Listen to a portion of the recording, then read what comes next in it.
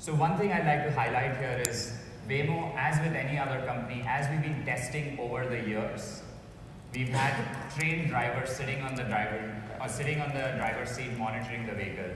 They're typically sitting like this with their hands hovering right near the steering wheel and their foot near the pedal, and they can choose to disengage the vehicle if needed. What I'm going to show next is the next phase of our testing, where we started testing fully self-driving cars on public roads with no one on the driver's seat. This wasn't just a single ride or a demo. This marked a phase of regular testing on public roads with no one on the driver's seat. Here's what that looks like.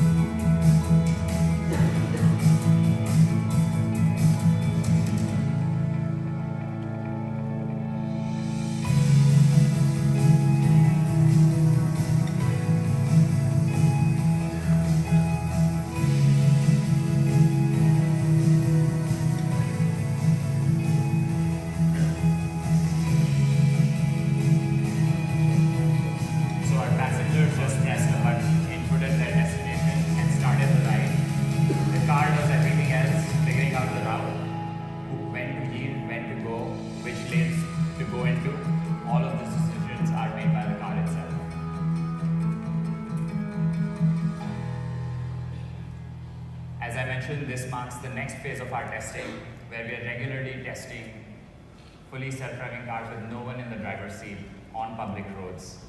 Today we continue to test with a mix of configurations, both self-driving as well as with cars which have trained drivers in the driver's seat. We've also had members of the public in the Phoenix, Arizona area take rides in our cars. They can call our cars 24/7, any time of the week, take the car to go to work, to go to the gym, do groceries, or any of the other activities. And at the end of 2018, we announced the commercial launch of our self-driving service called Waymo One. So that's our history on the car side. So now it brings us to trucks. So at Waymo, we like to think we're building the world's most experienced driver. And that driver can learn to drive Class 8 trucks as well. And so we intend to apply the same technology, and have been applying it to the same technology that we developed for cars to trucks as well. Let's take a look at the versatility of our technology.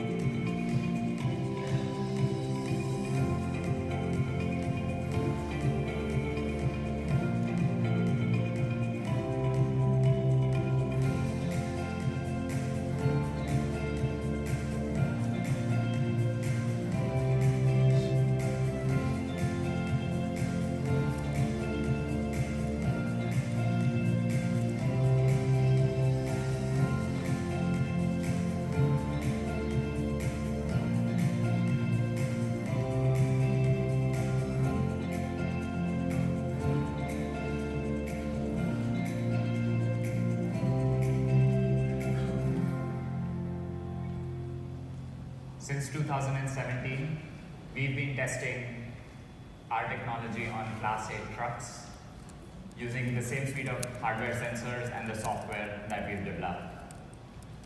This picture is from Atlanta, Georgia. In 2018, we launched our first pilot where our trucks were carrying freight for a shipper. Atlanta is a huge logistical hub in the US, and so it was the perfect location to carry out this pilot.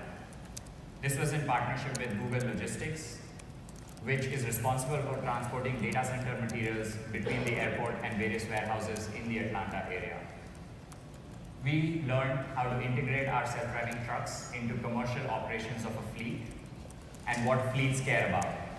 So just like an early rider program on the car side in the Phoenix area helped us learn what our passengers care about, pilots such as these help us learn about what commercial shippers care about, whether that's the routing of our trucks, the fuel economy, how many autonomous miles they do, so on and so forth. For the shippers themselves, this is tremendous value add as well. They get to understand how self-driving trucks will impact their operations and how they should be prepared for the onset of these vehicles. We've done hundreds of runs in Atlanta, and those have been very valuable insights for us as we continue to develop this technology. So to give you a quick idea of the kinds of operations that are most relevant for trucks, this is an overly simplified picture of what a logistics operations might look like. You have a manufacturing facility, and then hundreds of miles away on the freeway, you can get to one of the distribution centers that are located close to the city. And from the distribution center, you have goods that get sent to stores in the city or the supermarkets and the Walmarts of the world. So when Waymo and most companies talk about self-driving truck operations, we sort of talk about it in three different ways. First is ramp to ramp, meaning the trucks are going to be autonomous only on freeways. After they've driven on the freeways, a human being would need to take the truck to its final destination, which is the distribution facility or the manufacturing facility or the warehouse that it intends to go. The second phase would be hub to hub, where you can connect the endpoints themselves. This means the truck can go from the dock of the manufacturing facility to that of the distribution center fully autonomously. And the final phase would be to go towards the urban streets located in the cities themselves. At Waymo, we're taking an incremental approach to the operations and are currently focused on the ramp-to-ramp and hub-to-hub parts of these operations. So to wrap that section up, Waymo's been working on self-driving technology for nearly a decade, and we've been applying that same technology to Class 8 trucks. So let's look at some inner workings of this technology itself. So hopefully in this upcoming section, you get an idea of all the hardware and software that goes into making these vehicles self-driving. Let's talk hardware first. So there are three things I would point your attention to. First are the sensors that we use: LiDARs, radars, and cameras. Together, these sensors are a powerful set of eyes for our vehicle. We can see nearly 360 around the truck and can see up to 3 football fields away. These sensors are custom built by Waymo. Second is our compute system. This is the computer on which our software runs and processes all the data that's coming in from the sensors. And third, we also have braking and steering modifications that allow us to convert a regular vehicle to a self-driving vehicle. Through a combination of these, through a combination of this hardware suite, we're able to build a truck which can see things that even our trained operators sitting in the truck can often not see. Let's take a look at the software itself. So like any human driver, there are 4 questions that our software needs to answer at any point in time. And by software, I mean the software that's making the driving decisions. The 4 questions are: where am I in this world? What's around me? What's going to happen next? And what should I do? So let's walk through each of those 4 steps to see how the vehicle processes its environment and makes driving decisions. First up is where am I? So we build very high definition maps of the world. So not just what you see on Google Maps, but much more detailed than that. Where are each of the lanes? Where are the curbs? Where are the stop signs and traffic lights located? It's a fairly highly detailed map. What we then do is we can look at the sensor data coming from our LiDARs, cameras, and radars and compare that to the map to get a very finely grained understanding, centimeter level accuracy of where we are in this world. So it's much more precise than what you can get from just a GPS. Once the vehicle knows where it's in the world, the next question is, what's around me? There could be a number of objects around a vehicle. On a city street like this, you can see there could be other cars, buses, pedestrians, cyclists, constructions, sometimes even emergency vehicles. What you're seeing in the image below is what a typical human driver would see, and what you're seeing in the image above is how the vehicle's interpreting the objects around it. So the green and purple boxes here refer to the other vehicles. The yellow ones on the right are pedestrians, and next to them in the red boxes are cyclists. So why is this challenging? This is called the perception part of our software stack. So what makes this challenging? Let's think about it. Take pedestrians as an example. Pedestrians can come in various shapes and sizes. They could be wearing different kinds of clothing, and it could be Halloween, and they could even be wearing costumes. They might be making certain gestures, or they're facing a certain way, and we have to determine what they're going to do next. Same for vehicles. It's not just cars. It could be an emergency vehicle that we have to yield for. It could be a truck which has a trailer behind it that can move in somewhat independently of the truck and might make a turn in a different way than a vehicle would. So for each of these objects, there are many, many variations that you can find in the environment, and we have to detect all of them. There's also variation in the environment. So we could be driving at different times of the day. We could be driving in different seasons. It could be raining heavily, in which case you're having a hard time in the camera seeing the car because of all the spray. There's also variation in the scene itself. So what I mean by that is it's not sufficient to just say that there is a cone in the scene. You have to understand that those cones and the signs together represent a construction zone, and certain lanes are actually blocked and make appropriate driving decisions. So it's the variability in the objects, in the environment, and in the scene configuration that together make this a challenging problem. So let's go to the third step. What's going to happen next? So what you're seeing here in the image above is that our vehicle is predicting for every object around it what it's going to do next at each point in time. As a human being, when you're driving, you're probably doing this for a handful of objects. Our vehicles do this for every single object, all around it, all the time. And it has to understand that a cyclist moves in a very different way than a pedestrian and a motorcyclist. All three of them involve pedestrians, but they move in very different ways. Similarly, a car moves very differently from a truck. So our predictions of where they're going to go next have to take into account all of these different cases. Finally, the car has to answer, what do I do next? So what you're seeing in the image above, the green line, is the trajectory that the car is planning. So once this has information on where it is, what's around it, and what will happen next, it plans its trajectory, the speed at which it will go, the acceleration that needs to happen. This trajectory not only has to be safe, but also has to take into account the comfort of the passengers in the car, and at the same time, make steady progress towards the route. So our deep understanding of the various complexities in a driving situation, as well as experience from having driven millions of miles, allows us to understand and deal with complex situations that might occur. Here, I'm going to show a situation that happened with one of our cars, which you, when driving, might not have seen in your regular driving, but one of our cars encountered it and how it handled it. So what you'll see in the video next is a person with a dog. The dog runs out onto the road, and the person actually darts out onto the road behind the dog.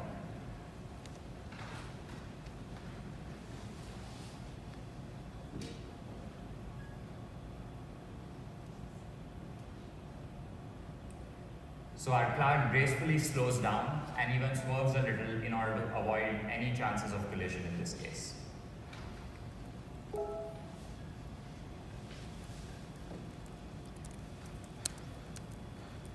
So at this point, it's important to highlight how trucks differ from cars. It's probably a question you have in your mind already. There's a number of differences that are notable. First, trucks drive a majority of their miles on freeways, versus a ride-hailing service like the Waymo one that we launched in Phoenix is driving primarily on urban streets. On freeways, you need to see much further ahead than you need to do on urban streets, because there might be a stalled vehicle or a construction for which you need to know in advance and change lanes so that you don't get stuck behind it. Trucks are also larger, so they have larger blind spots.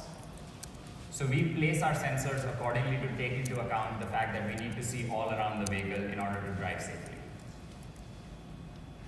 Talking about motion control, if you've ever sat in a truck, you'll notice how it's much slower to accelerate and has a longer braking distance. So our driving decisions need to take that into account when planning its trajectory and speed. They also maneuver differently. So if you see a truck taking a right turn onto a ramp or onto the freeway, they sometimes have to go over the double yellow line in order to actually complete the turn. So maneuvering is quite different from cars in many cases. And finally, the other notable difference is the 53-foot trailer right behind it. This trailer can move somewhat independently of the truck itself, and so that behavior has to be modeled. And it can actually carry different types of cargo with different weights every single time when it's driving. So these are some of the differences that we account for when we adapt our technology to trucks. Fortunately for us, our core self-driving tech is fairly adaptable. Our trucks use the same suite of custom-built hardware that we've developed over the years. We of course position the sensors differently, as I mentioned, in order to account for different blind spots and different types of maneuvers that are needed. We also benefit from the same advanced self-driving software that we have. And we've been able to leverage the millions of miles we've done, as well as the simulation that I will talk about a little bit later, in order to expedite the development of our self-driving trucks. So one aspect of technology that I often get asked about is machine learning. How do you use it? Where do you use it? So let's talk about that for a bit. Most of you are already very familiar with this. Machine learning is a branch of artificial intelligence that, somewhat simplistically I'm classifying that here as learning through studying millions of examples and understanding patterns. So we like to say we built a machine learning factory here at Waymo in order to develop the software that we have. So what does that factory look like? The first step is having a software that's on the car and going and collecting miles on that software. So we log the data that we are collecting from our sensors and store it. The next step is to actually select which parts of the data are useful. They contain challenging or tricky situations that our vehicles need to learn from.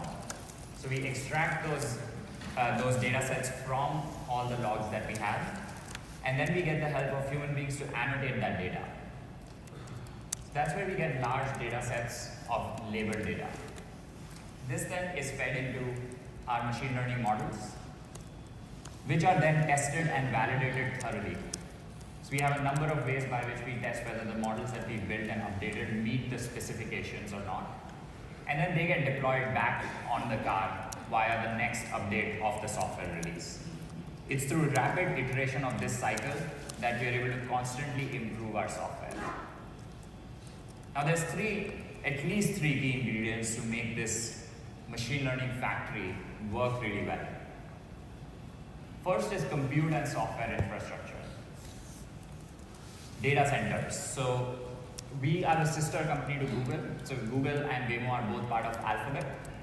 And we're able to leverage the massive data centers that Google has in order to store our logs and run our simulations. We also benefit from the TensorFlow framework that was developed at Alphabet, as well as some of the hardware accelerators that allow us to run our software with very low latency. Second ingredient, as many of you would guess, is high quality label data. It's not enough to just collect data and a lot of data. What's challenging once you have all of that data is to understand which parts of it are actually valuable for improving the performance. And so we spend a lot of time thinking about that. We also spend time making sure that those labels that we get on the data are actually high quality. And third is building the machine learning models themselves. While we have a fantastic team of engineers at Waymo, we also benefit, again, from the amazing research labs at Google as well as at DeepMind, both of which are part of Alphabet. For example, Google is a leading researcher in the field of computer vision, and DeepMind is a leading researcher in the field of reinforcement learning. So we do several collaborations between those teams in order to bring the best of the technology and those research labs to our self-driving cars. One example of such a collaboration is AutoML. Let's take a look.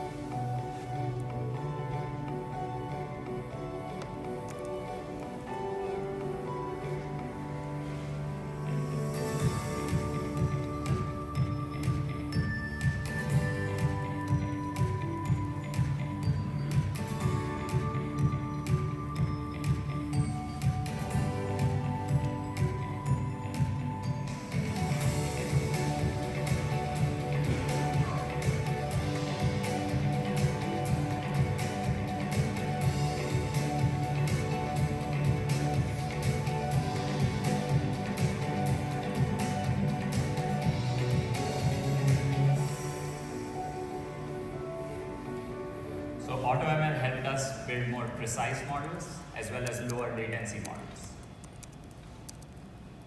And if you go back to the machine learning factory, we were able to improve the step on the right, the one that says models, by using AutoML.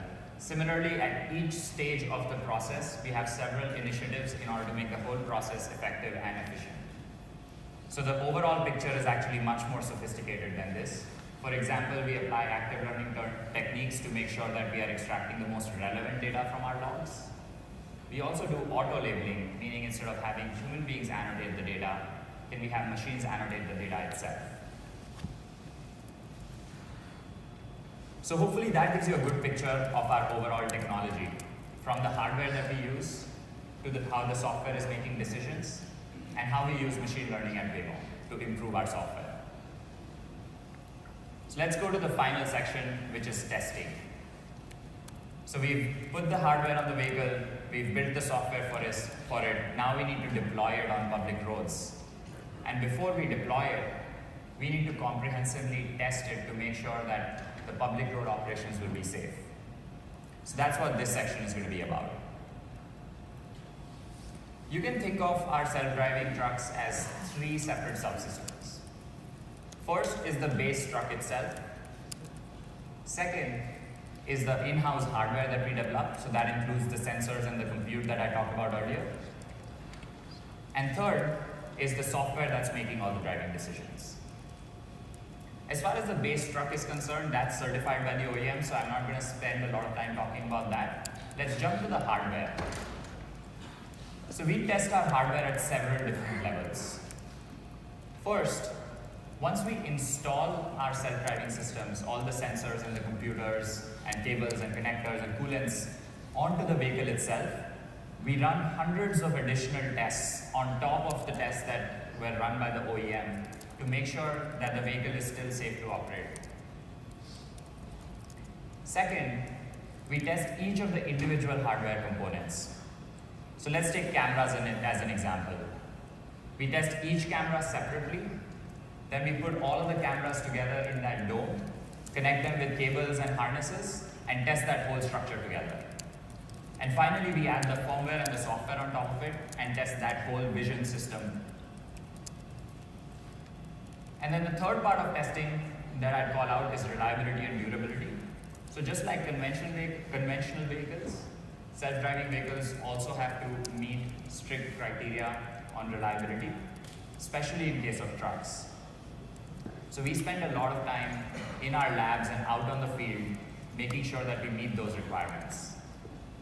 We can compress years of durability and reliability testing into few weeks and days by using various techniques, whether it's using ultraviolet radiation, shooting the sensors with jets of water, putting them in freezing temperatures, adding corrosive agents, a number of ways by which we ensure that the hardware we're building is both durable and reliable. One aspect that touches actually both hardware and software that I'll call out here is what's called functional safety. Functional safety is the notion that the vehicle should be able to come to a safe stop even if there is a failure in any of the components in the vehicle.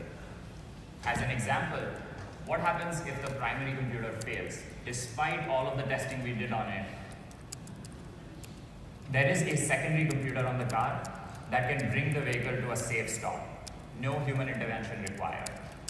Similarly, we have backup steering systems, braking systems, collision detection systems, power systems, IMUs for vehicle positioning, and together this ensures that our vehicles are functionally safe and can come to a safe stop even if there is a fault or a failure in any single component. What about testing software? So our comprehensive testing program on the software side has 3 different pillars: real-world driving, structured testing, and simulation. Let me dive into each of those briefly. Real-world driving. We think experience is the best teacher, and that's why over the years we've driven over 10 million miles autonomously on public roads. Many of these miles were on the cars, but we've collected thousands and thousands of miles on the trucks themselves. And all of the miles collected on the cars are actually usable for improving our software for the trucks as well. It's not just about the volume of the miles though. What also matters is the variety of the miles that you've collected. So we drive in a number of different locations across the United States. The map you're seeing are all the locations where both cars and trucks have driven. Amongst this, our trucks have driven in Atlanta, Georgia, Phoenix, Arizona, and in California.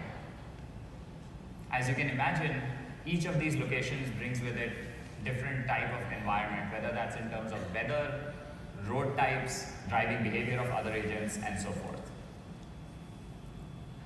The second pillar of our testing is structured testing. So why do we need it? Despite those millions of miles of driving, there are still very rare circumstances that we've never encountered.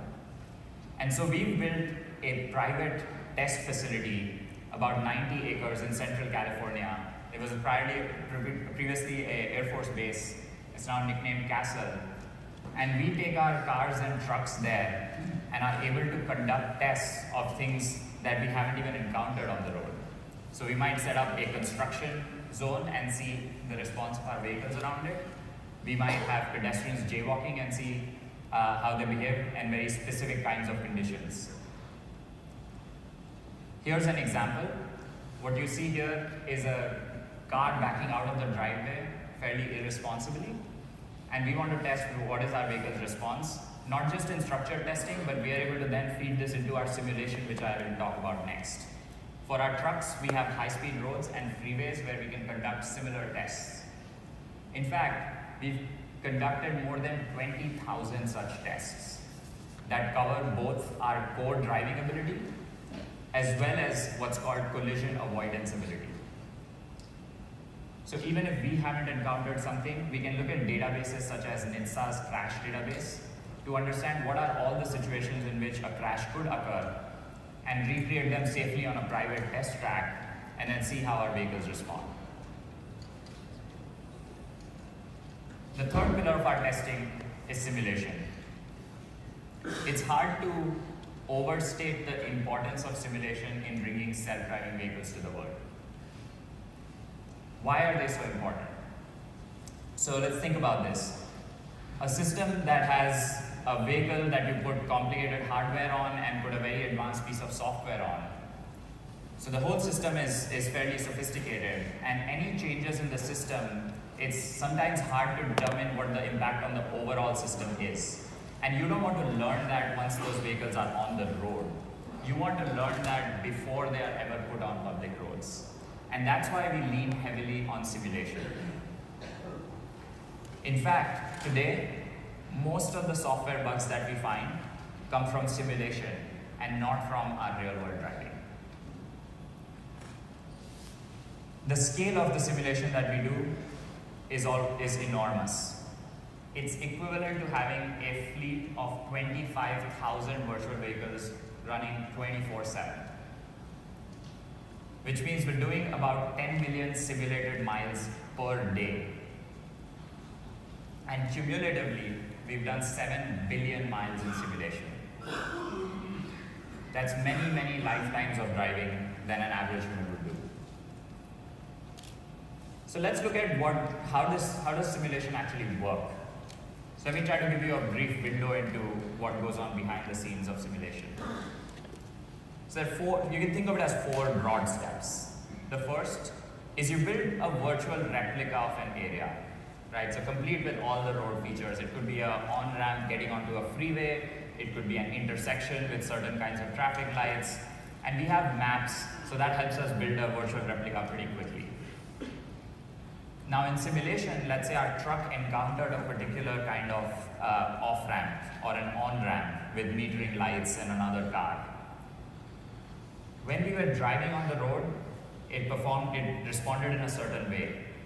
We can make changes to our software and in simulation go back to that exact same spot and replay how the vehicle would have done thousands of times, every time with small changes to the software, and understand whether we are improving the performance or not. So essentially, every time we update the software, in a very fine-grained manner, we can understand whether it's improving in all of the challenging and tricky cases we've seen or not. That's not all. We can actually take a single tricky situation and make thousands of variations of it. So we call this fuzzing.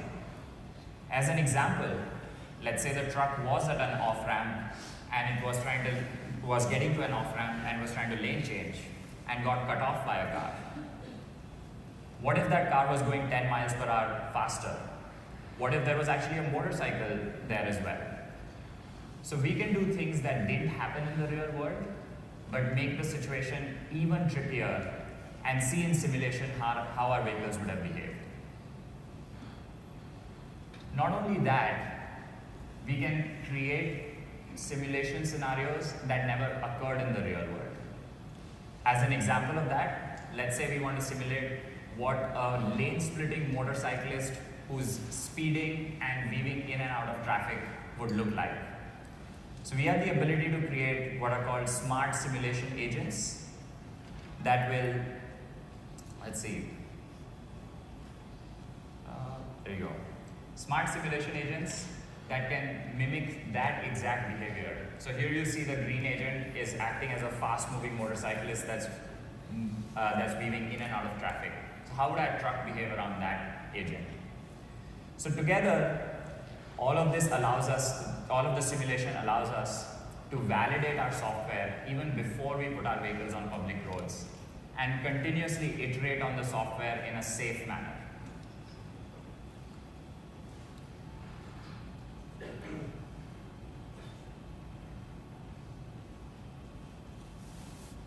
Technical glitch.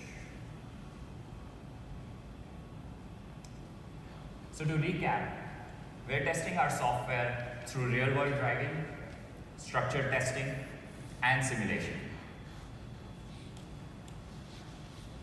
So we've covered a lot, So let me wrap up in the next minute or so.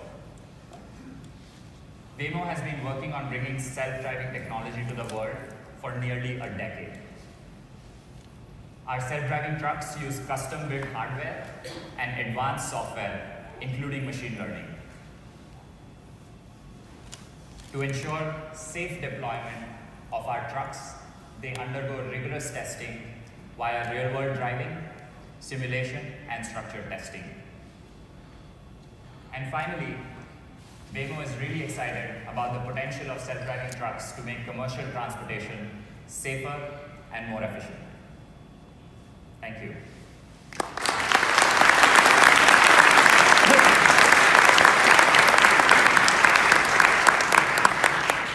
So I think we'll take questions for about 5 minutes, and then you can also find me next to the stage for 5 to 10 minutes after that.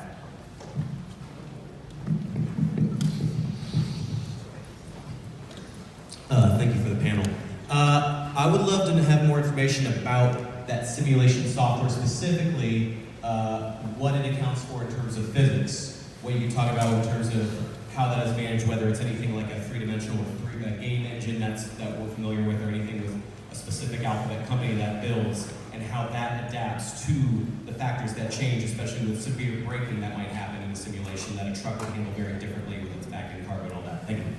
Yeah. Our simulation is based on in-house software that we've developed over the years. So I can't talk about there's some confidentiality there, so I can't talk about exactly how we've built it. But to your second question of how it handles it might break differently in simulation, I think we have the ability to mirror the braking performance of the vehicle, whether it's a car or a truck, in simulation. So that simulation and reality actually match pretty closely, and so we actually pay very close attention to that. So I have a question that when can we have these on the actual roads in US and specifically in other parts of the world like India? So we are right now focused on testing in the US. So I'm not sure when we'll get to India yet. In terms of when we'll have these vehicles in the US, I would say safety is our top priority. So the way we think about it is, as we are continuing to test using the various methods I mentioned, when we feel that these are ready to deploy without anybody on the driver's seat, we will make that transition. We've made that transition partially on the car side already, and we do the same on the truck side, but we are taking a thoughtful approach because safety is our top priority. Having said that, I mentioned the pilots that we are doing. So these trucks with a trained driver at the wheel are already being deployed in commercial operations, which allows both us to learn about what it takes to deploy them safely, but also for fleets to learn what benefits they're going to see from this. So in some sense, the benefits that you would see from it, or at least the learning phase, is already happening through these pilots. So till 2025, can we expect to have these things in general in common on the highways? Depends on what you define as common. If you're I think that the transition. Common means like every fifth truck at least is, or every fifth new truck at least. Yeah, I would love to, but I can't speculate whether that'll come true. But hopefully we make it happen. Yeah. So there have been some very famous viral videos of trucks driving into very low clearance areas because the drivers were focused a lot on the maps and doing exactly what the map said. So I'm curious, do you guys have specific data to help the trucks avoid that? And is that being shared with other applications such as maps to make maps safer for the truck drivers who are out there? Yeah, good question. So the answer to your first question is yes, we do have detailed information about height clearances in all of the routes we drive. So remember in the first part I mentioned that we build high definition maps. So we're not reliant on existing maps. We actually map all the routes that we are driving. And as a part of that mapping is understanding which lanes trucks can go to, which ones they can't, what are the speed limits, what are the height clearances, and so forth. So we feel pretty confident about being able to avoid situations where we expect or where there's an unexpected height clearance issue. To your second question, Yes, as we go further into this technology, we'll explore collaborations with Google Maps and other companies in order to share this data. For now, it's at a small scale, so no such efforts yet. Thank you, Vijay. Just wondering what the product roadmap looks like for other autonomous mobility. So you've got a lot of scooters here in Austin. Just wondering, it's going to be an autonomous scooter there. Oh, that'd be interesting. So like you just stand on it and it goes.